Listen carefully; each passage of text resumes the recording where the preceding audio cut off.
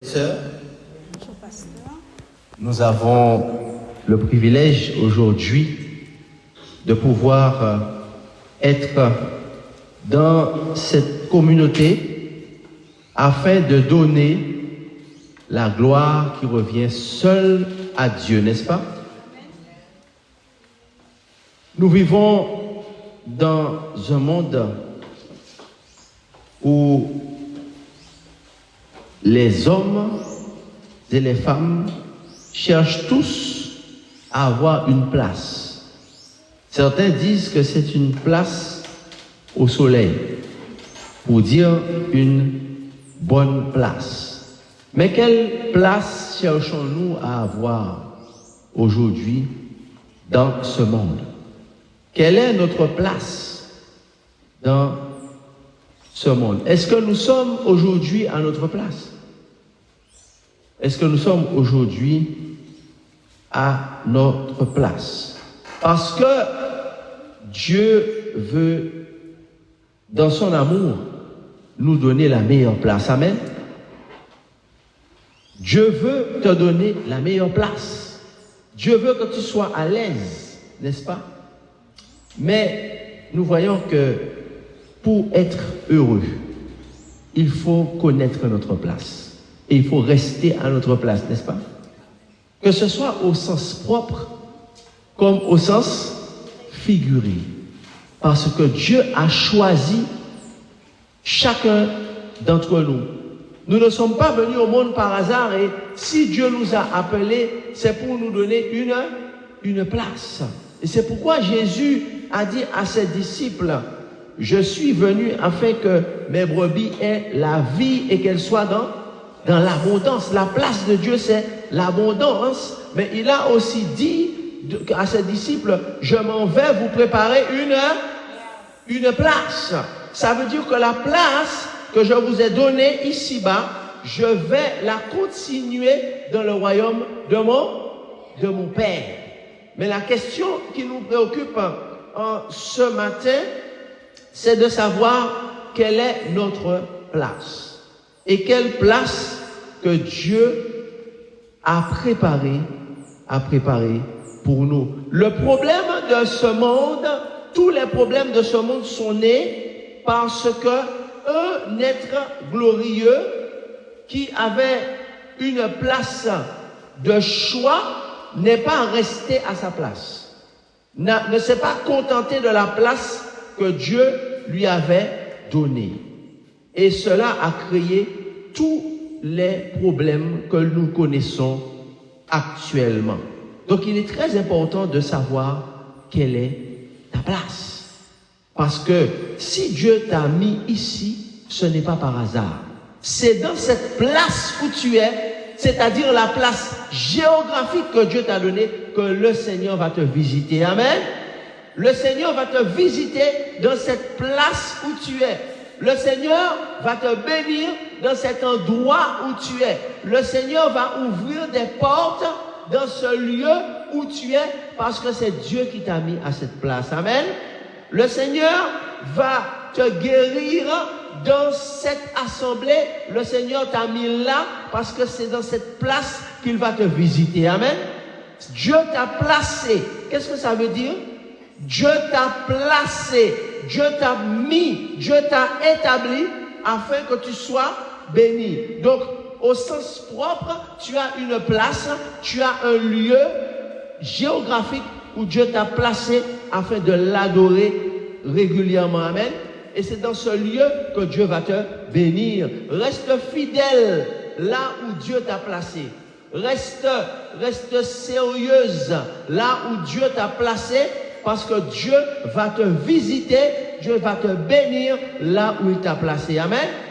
Mais cependant, Dieu t'a donné une place au sens figuré aussi. Ça veut dire que Dieu t'a donné une mission et si tu es fidèle à cette mission au sens figuré, ça veut dire si tu sais quelle est ta place dans le plan que Dieu a mis en place pour toi, eh bien tu es également et tu seras béni. Amen. Donc aujourd'hui, nous allons voir les trois pour pouvoir savoir quelle place Dieu nous a donnée. Eh bien, nous allons voir les 3 attitudes que Dieu demande aux chrétiens. Prions le Seigneur. Éternel notre Dieu, tu nous as choisis et tu nous as donné une place très importante. Nous voulons comprendre aujourd'hui quelle est cette place. Et nous voulons être à notre place. Et nous ne voulons pas prendre la place qui ne nous est pas réservée. Ouvre notre intelligence afin que nous comprenions, Seigneur, ce que tu nous as réservé. Nous t'avons prié au nom de Jésus-Christ et pour sa gloire. Amen. Le Seigneur Jésus a donné 3 attitudes que le chrétien doit avoir. 3 attitudes que Dieu a données aux chrétiens, 3 états que le Seigneur donne aux chrétiens afin qu'ils puissent réussir sa vie et afin qu'ils soient à sa place. La parole de Dieu nous dit que Dieu compare le chrétien à un soldat. La première attitude que Dieu donne aux chrétiens, c'est d'être un soldat. Le premier comportement que Dieu attribue aux chrétiens, c'est d'être un soldat. Dans la parole de Dieu, dans la lettre à Timothée au chapitre 2, nous lisons à partir du verset 1er, dans 2 Timothée au chapitre 2, « Toi donc, mon enfant, fortifie-toi dans la grâce qui est en Jésus-Christ. Et ce que tu as entendu de moi, en présence de beaucoup de témoins, confie-le à des hommes fidèles, qui soient capables de l'enseigner aussi à d'autres. Souffre avec moi comme un bon soldat de Jésus-Christ. » L'apôtre Paul déclare à son enfant spirituel Timothée, dans 2 Timothée chapitre 2 et au verset 1er, « Toi donc, mon enfant, sois fort dans la grâce. » Alléluia. Parce qu'il lui dit, en réalité, en toute humilité, que, eh bien, le Seigneur m'a utilisé pour pouvoir t'instruire dans sa parole. Donc, le Seigneur te considère comme mon enfant spirituel. Ça veut dire quelqu'un que je dois, moi, l'apôtre Paul, accompagner dans le royaume de Dieu en tant que père spirituel. Ça veut dire qu'il lui donne une instruction spirituelle, qui lui montre la direction spirituelle sous l'influence du Saint-Esprit. Amen. Cela n'est pas incompatible avec la parole de Dieu. Bien sûr, l'apôtre Paul agit avec beaucoup d'humilité et il ne demande jamais à ses enfants spirituels de l'appeler père. N'est-ce pas? Parce que Jésus a dit, soyons humbles, ne nous faisons pas appeler père, ne nous faisons pas appeler directeur, mais cependant, même si nous sommes humbles, même si nous ne prenons pas la place de Dieu qui est notre Père à tous, mais l'apôtre reconnaît sous l'inspiration qu'il a une paternité spirituelle pour le jeune Timothée qui est un enfant spirituel du point de vue de sa condition spirituelle, du point de vue de son expérience avec Dieu qui est une expérience qui est minime par rapport à celle de l'apôtre. Donc il doit écouter et être instruit par son père spirituel qui est le Saint-Esprit bien sûr, et un instrument que Dieu appelle son père spirituel aussi, qui est l'apôtre Paul, puisqu'il dit, toi mon enfant, sois fort dans la grâce. Amen. Il lui dit, mon enfant, la première attitude que tu dois rechercher en tant que chrétien, tu dois chercher à être un soldat. Amen. Il dit au verset 3, souffre avec moi comme un bon soldat de Jésus-Christ. Qu'est-ce que soldat? L'apôtre Paul, inspiré par le Saint-Esprit, déclare que chrétien doit avoir un comportement de soldat. Il déclare qu'un soldat en tant que soldat, soit fort. Le soldat se soumet à un entraînement très rigoureux, n'est-ce pas? Le soldat cherche à être dans la meilleure forme physique qu'il soit. Donc, ce qui signifie que, le soldat prend soin de son corps parce qu'il sait qu'il doit être dans la meilleure forme. Le soldat est prêt à souffrir, il dit souffre avec moi, est prêt à souffrir avec son père spirituel. Ça veut dire qu'il reconnaît l'amour agapé inconditionnel de son père spirituel. Il reconnaît que son père spirituel est celui que Dieu a mis à ses côtés pour pouvoir l'accompagner. Chers amis, lorsque Jésus a dit qui est mon père, qui est ma mère, ce sont ceux qui font la volonté de mon père qui est dans les cieux. Jésus a voulu dire par là que quand Dieu nous donne un père spirituel, nous devons lui être fidèles, n'est-ce pas? Puisqu'il dit honore ton père et ta mère. Il ne parle pas seulement de père biologique, parce que quand Marie a dépassé son rôle, il a dit mais qui est mon père, qui est ma mère? Donc, on doit honorer son père spirituel, puisqu'il dit, souffre avec moi. Ça veut dire, ne m'abandonne pas dans le ministère. Reste avec moi dans mon ministère. Et on voit qu'il dit, souffre avec moi, ça veut dire, accompagne-moi dans le ministère. Mais souffre avec moi veut dire aussi, souffre avec moi, verset 2, comme un bon soldat de Jésus-Christ. Ça veut dire de reconnaître que tu es prêt à souffrir pour Jésus-Christ. Amen. Tu es prêt à souffrir, sois prêt à souffrir avec le dirigeant, sois prêt à reconnaître l'implication du dirigeant dans l'œuvre de Dieu et ses sacrifices pour pouvoir t'aider à rester dans la voie droite. Donc, accompagne-le, encourage-le, souffre avec lui dans les difficultés de son ministère, mais surtout, souffre pour le Christ. Accepte de souffrir pour Christ parce que le diable va t'attaquer, le diable va te faire souffrir, mais la bonne nouvelle, c'est que de ces souffrances, ton caractère va sortir pur. Amen. Tu vas avoir un autre comportement, un comportement de chrétien, et tu vas recevoir la couronne réservée aux vainqueurs. Amen. Un soldat. Qu'est-ce qu'un soldat? Les trois attitudes que Dieu demande aux chrétiens. Première attitude, c'est d'être un soldat. Un soldat, c'est quelqu'un qui ne vit pas pour son propre plaisir.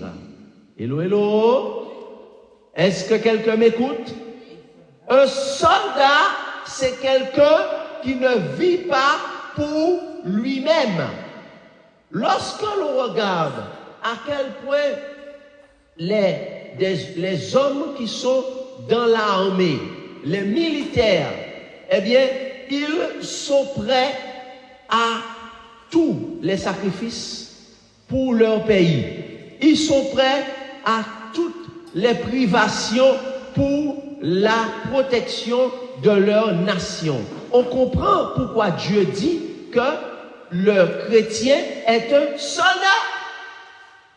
Parce que si un homme est prêt à tous les sacrifices, jusqu'au sacrifice de sa propre vie, pour le bien-être de son pays, à quel point dans le domaine du royaume de Dieu, l'homme, la femme de Dieu, le jeune de Dieu, l'enfant de Dieu doit s'inspirer d'une telle attitude pour ne pas vivre pour lui-même.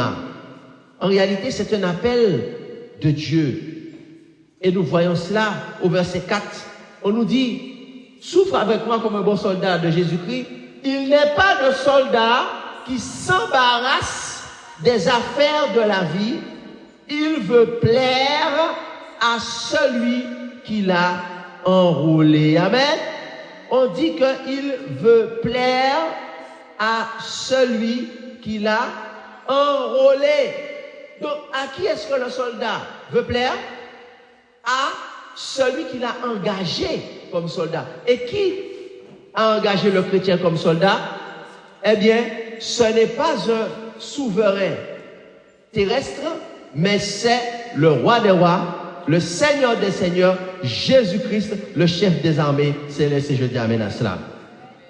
Chers amis, la parole de Dieu nous dit que dans Matthieu chapitre 24, le chef du royaume de Dieu, qui n'est autre que le Seigneur, Jésus-Christ, déclare qu'il y a beaucoup d'appelés. Nous connaissons très bien le terme appelé, qui est un terme militaire. Il y a beaucoup d'appelés, mais il y a combien d'élus? Il y a peu d'élus.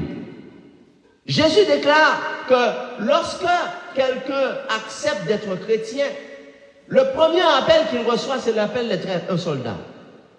En tant que soldat, il est appelé à se rendre dans la caserne de Dieu, c'est-à-dire dans son peuple, et il va subir un certain nombre de traînements, n'est-ce pas? Dieu va mettre un père spirituel sur sa route, c'est-à-dire un instructeur qui va lui enseigner comment être un bon soldat. Mais Jésus déclare qu'il y a peu qui réussissent les tests d'entrée dans l'armée de Dieu. Beaucoup d'appelés, mais peu d'élus. Alors, pour quelle raison il y a peu d'élus?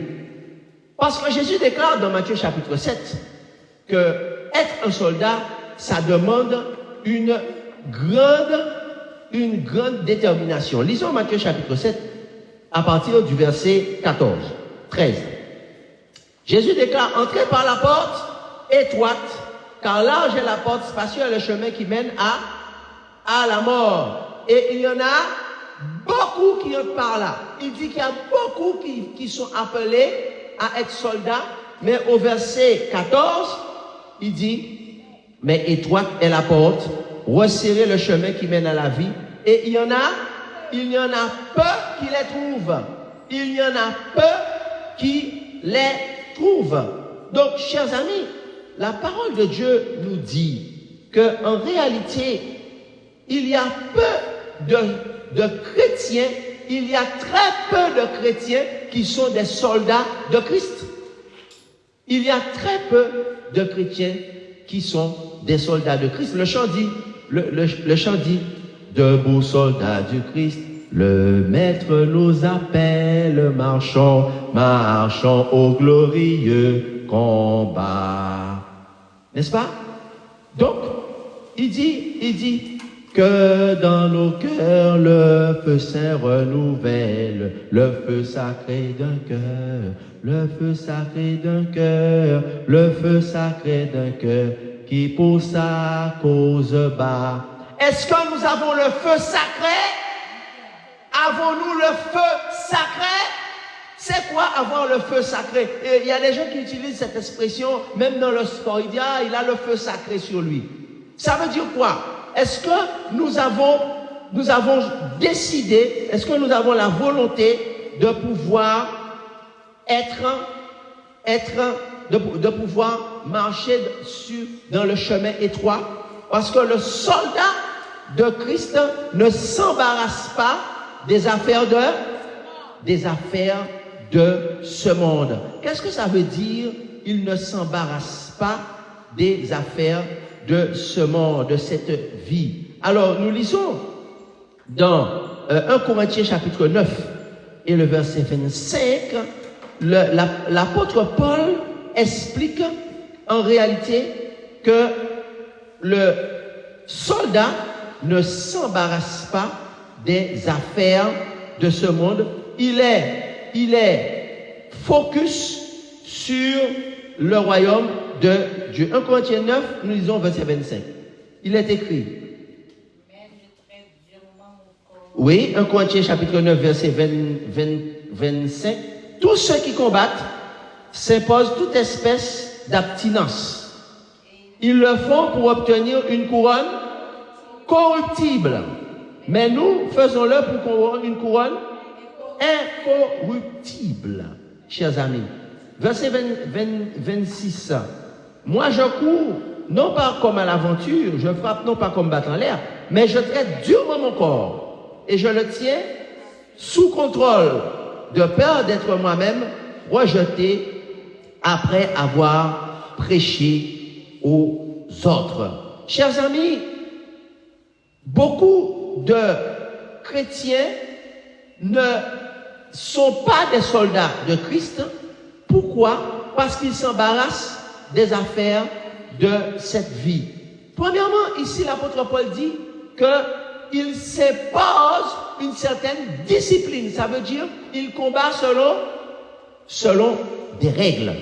Il respecte un certain nombre de règles. Il ne vit pas pour lui-même, mais il vit selon des règles. Chers amis, le soldat dans l'armée, le soldat qui est dans les corps d'armée, il ne vit pas et il ne combat pas pour lui-même. Il vit et il combat selon les règles de la loi, qui est l'expression de la volonté du peuple. Il vit selon les règles de l'État.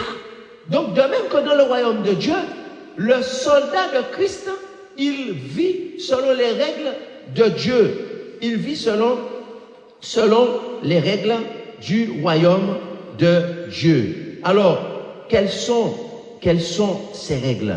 Alors, tout d'abord, le soldat est celui qui sort du monde et vit selon les règles de Dieu. Nous lisons ça dans 1 Jean chapitre 2 et le verset 3. 1 Jean chapitre 2 et le verset 3. Quelles sont ces règles selon lesquelles le soldat vit, parce qu'il vit selon les règles de Dieu? 1 Jean chapitre 2 et nous allons au verset 3.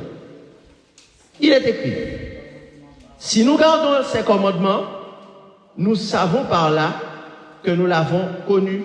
Celui qui dit je l'ai connu et qui ne garde pas ses commandements est un menteur, car la vérité n'est point en lui. La parole de Dieu nous dit que un soldat, c'est quelqu'un qui vit selon les commandements de Dieu. Amen. Il vit selon les lois du royaume de Dieu, selon les lois du royaume de Dieu. Mais il dit celui qui garde la parole de Dieu, l'amour de Dieu est véritablement parfait en lui. Par là, nous savons que nous sommes en lui. Amen. Donc, chers amis, un chrétien ne doit pas être celui qui reçoit la semence parmi les épines. Parce qu'en réalité, les règles du soldat, c'est qu'il cherche à avoir le caractère de son chef, son général d'armée.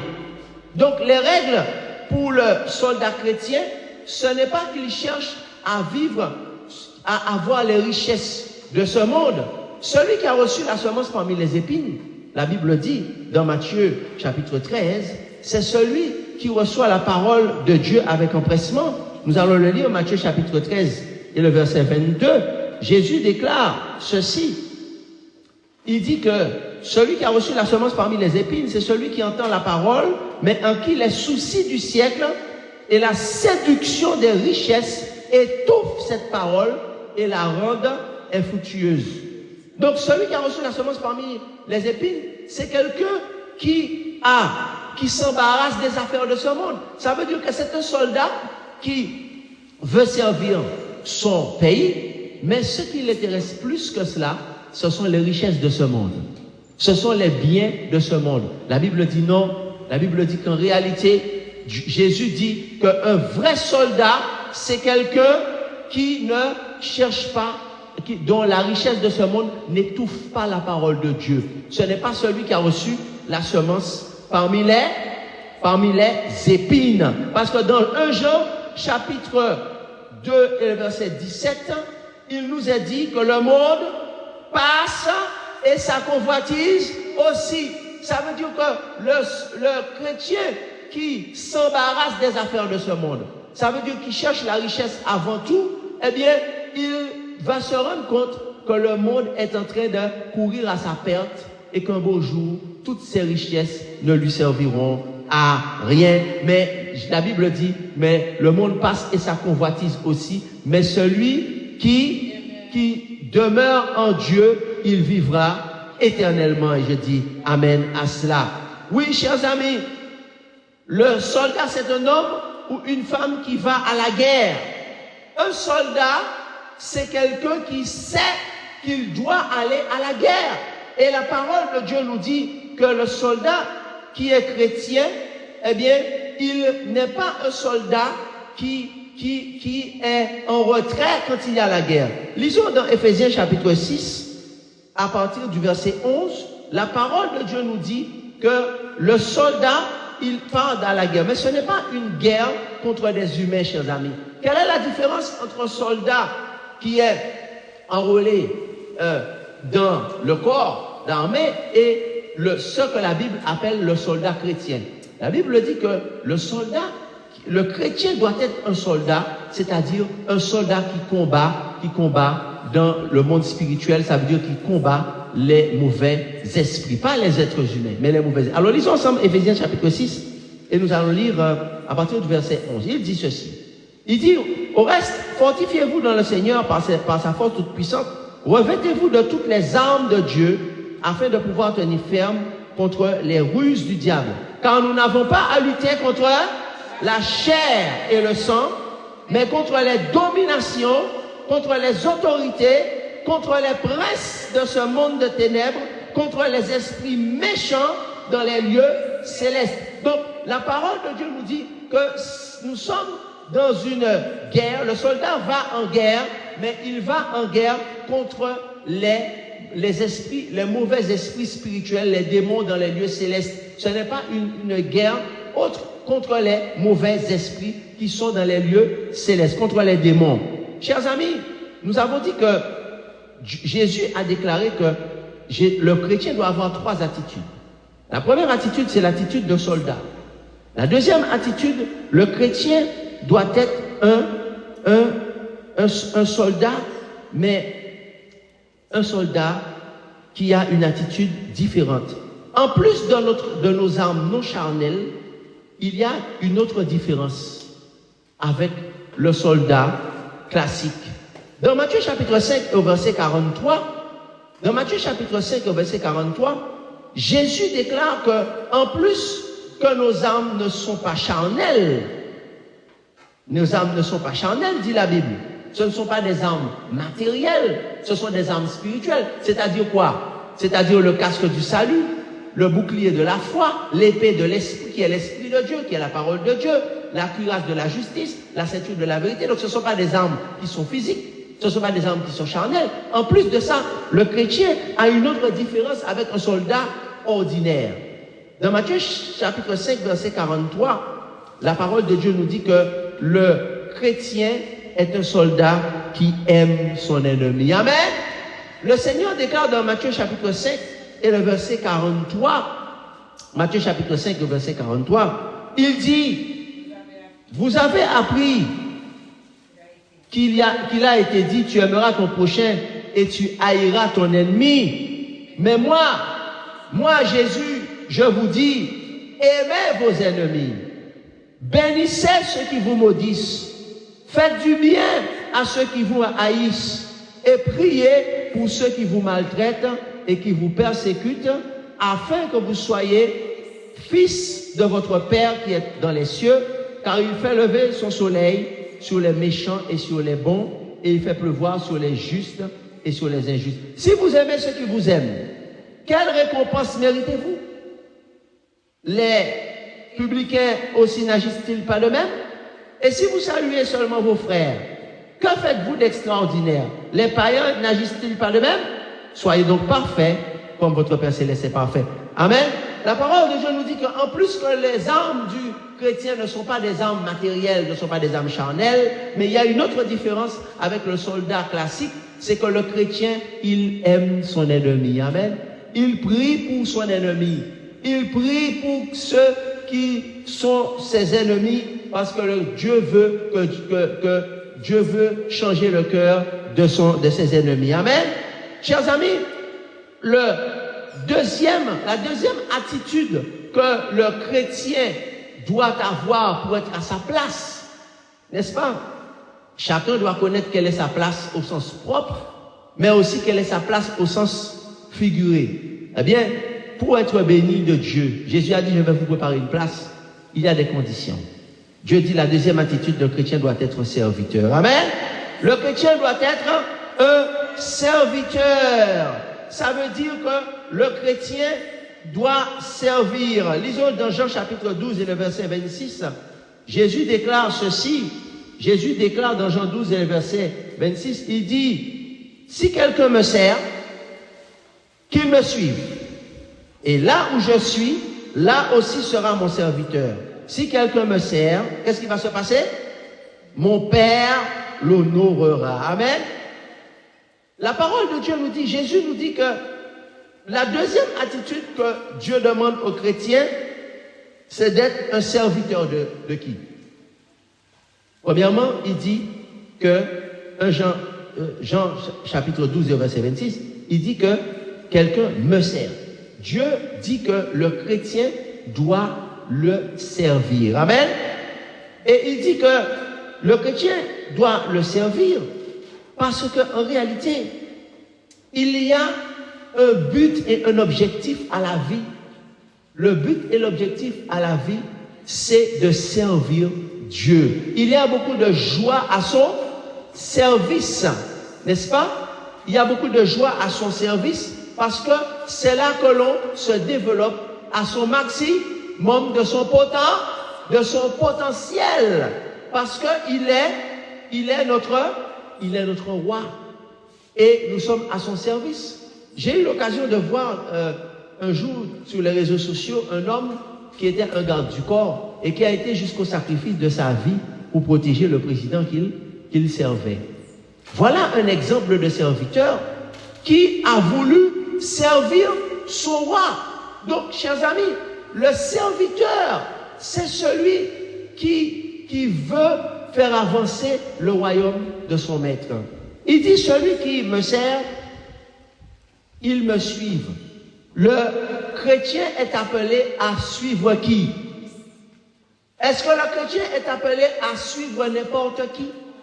Est-ce que le chrétien a reçu un appel pour pouvoir suivre tout et n'importe quoi?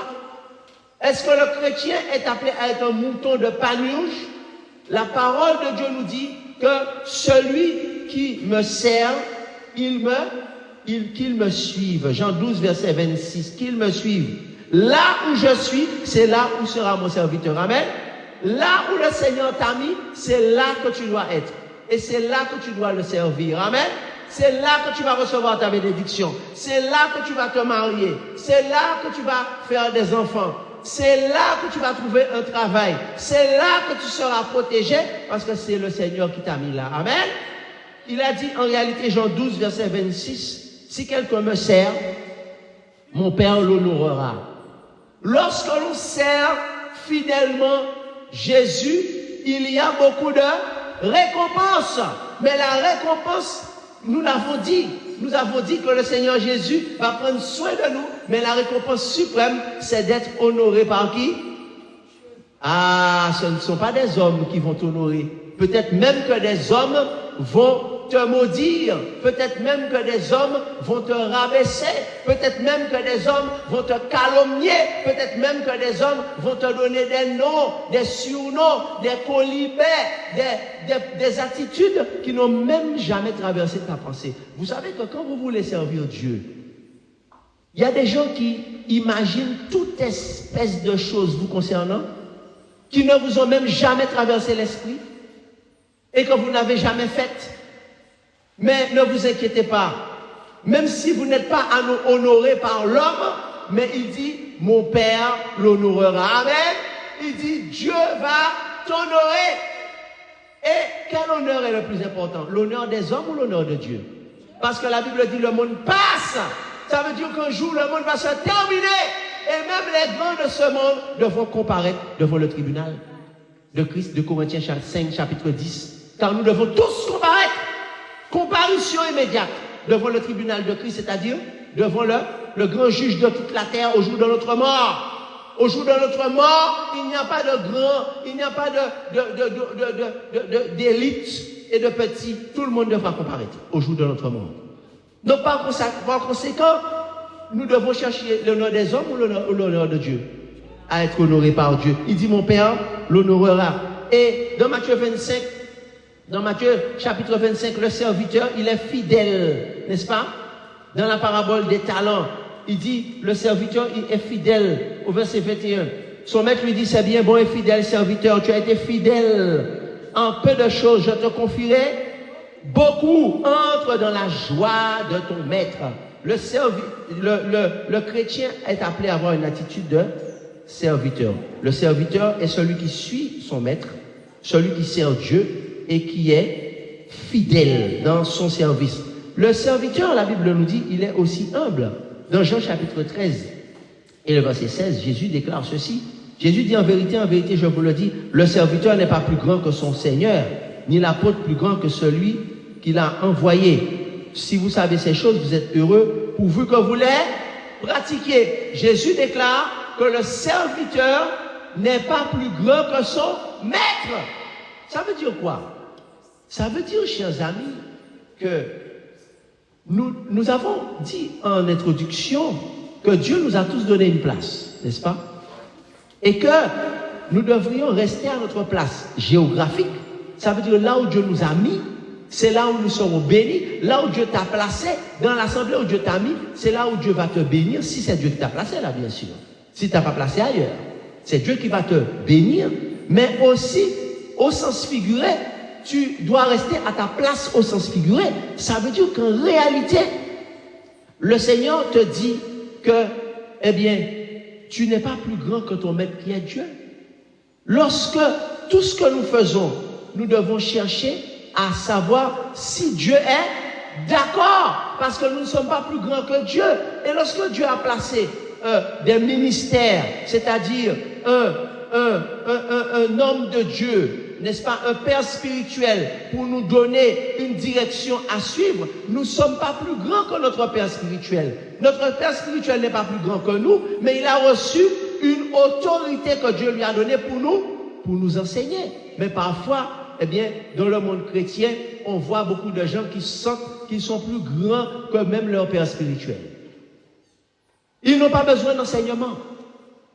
Ils n'ont pas besoin de conseils. Alors que Dieu déclare en réalité qu'un serviteur n'est pas plus grand que son maître qui est Dieu.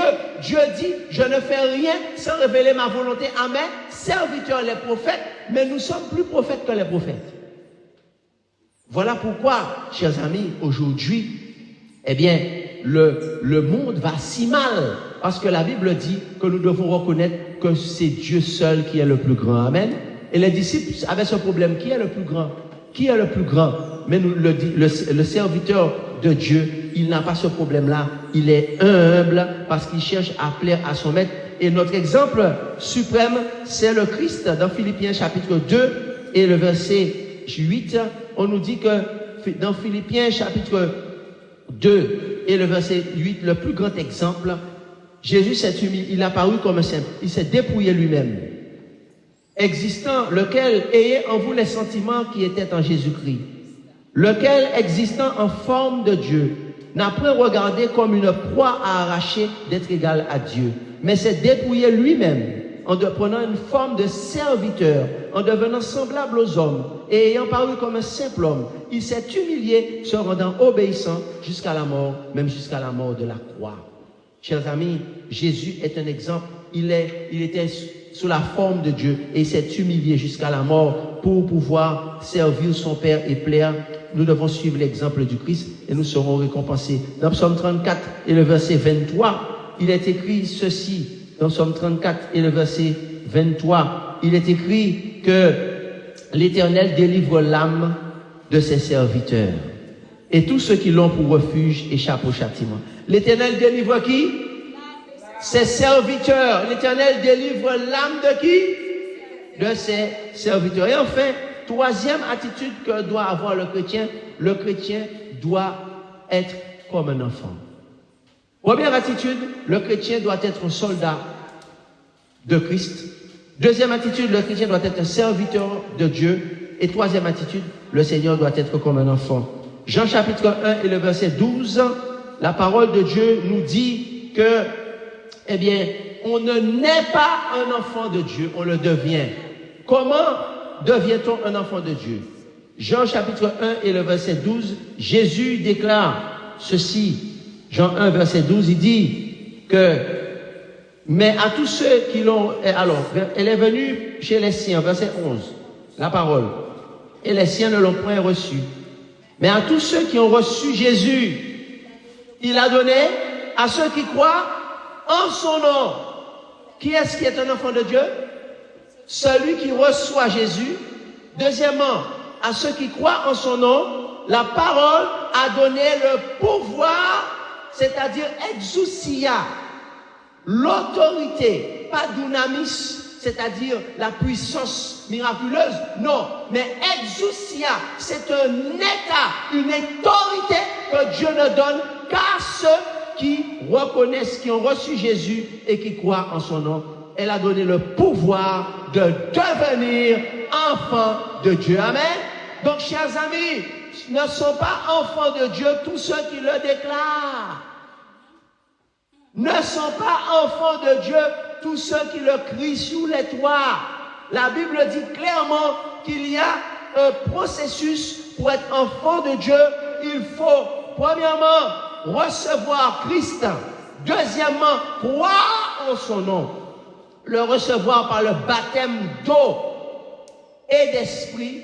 Et croire en son nom, ça veut dire l'obéissance. Un enfant, chers amis, il est par définition censé être obéissant. La Bible ne dit-elle pas, enfant, obéissez à vos parents?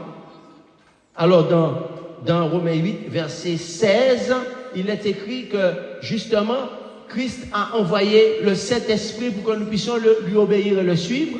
Et il dit dans Romains 8, verset 16, il dit ceci, il déclare, l'Esprit lui-même rend témoignage à notre esprit que nous sommes enfants de Dieu. Amen. Et il dit au verset 14, car tous ceux qui sont conduits par l'Esprit de Dieu sont fils de Dieu. Donc, chers amis, un enfant de Dieu, c'est celui qui est obéissant à l'Esprit de Dieu. Amen. C'est celui qui est conduit par l'Esprit de Dieu. Et Jésus déclare qu'un enfant de Dieu, il est humble parce que, chers amis, un enfant, par définition, il est censé obéir à ses parents. Donc, l'obéissance est une attitude très importante si on veut être un chrétien.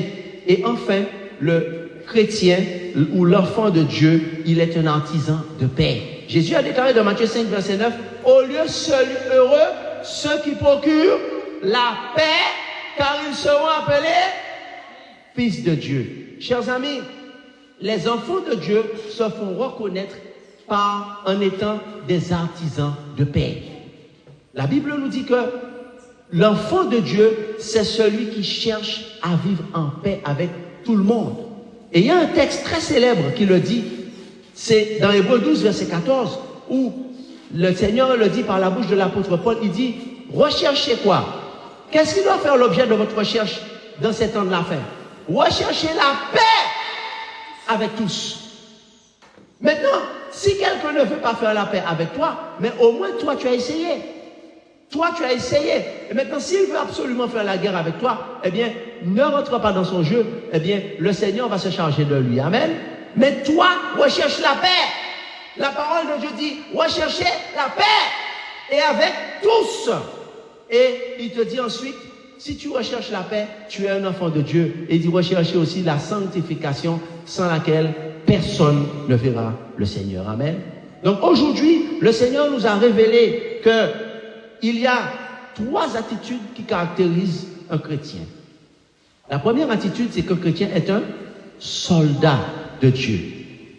Deuxième attitude, le chrétien est un serviteur de Dieu, de Jésus-Christ. Et troisième attitude, le chrétien doit avoir une attitude d'enfant, doit être humble comme un enfant, doit être obéissant à Dieu et à son Saint-Esprit et être un artisan de paix. Nous voyons les enfants, ils se querellent pendant quelques minutes et quelques temps après, ils se demandent pardon et ils jouent ensemble et ils ont oublié ce qui s'était passé, n'est-ce pas? Y a-t-il quelqu'un aujourd'hui qui veut dire, j'ai compris en ces temps dans lesquels nous vivons, quelle est ma place? Quelle place Dieu m'a réservée? Et je demande à cette personne de lever la main là où il est, de se manifester. Nous allons prier pour cette personne dans quelques minutes, parce que Dieu veut te récompenser, va récompenser et va honorer tous ceux qui acceptent ces trois attitudes du chrétien. Nous allons chanter le chant qui dit « Vaillant soldat », numéro 300. « Vaillant soldat de Jésus-Christ, d'un cœur toujours joyeux ». Et après, nous allons chanter 2 strophes de ce cantique. Et après, nous allons prier pour tous ceux qui veulent avoir les 3 attitudes du chrétien. Le numéro 300, nous allons nous mettre debout pour chanter ce chant. Levons-nous.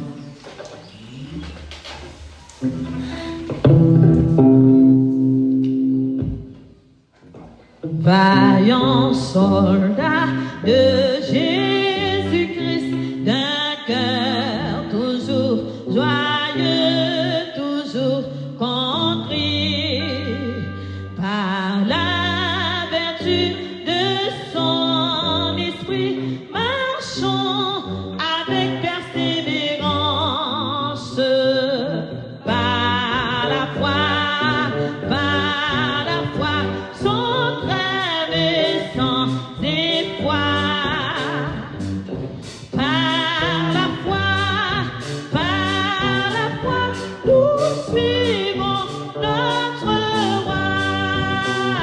Bientôt, Seigneur, auprès de toi, nous chanterons la délivrance.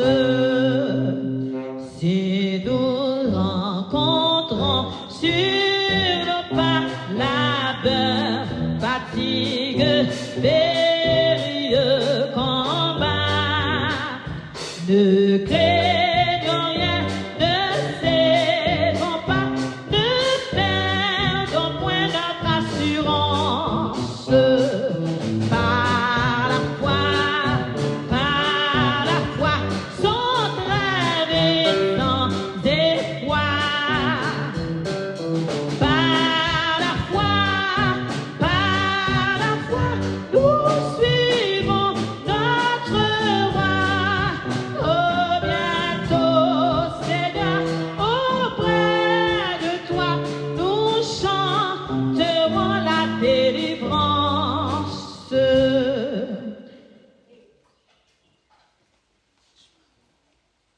Merci Seigneur de nous avoir montré les 3 attitudes que doivent posséder le chrétien en ces temps de la fin, afin de rester dans la place que tu nous as mise et afin de sécuriser la place que tu as préparée au ciel pour nous. Tu as dit, je m'en vais vous préparer une place.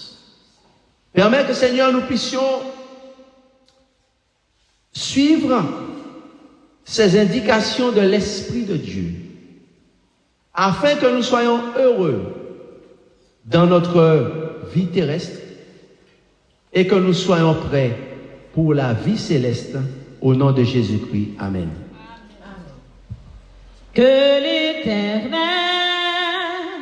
te bénisse et te protège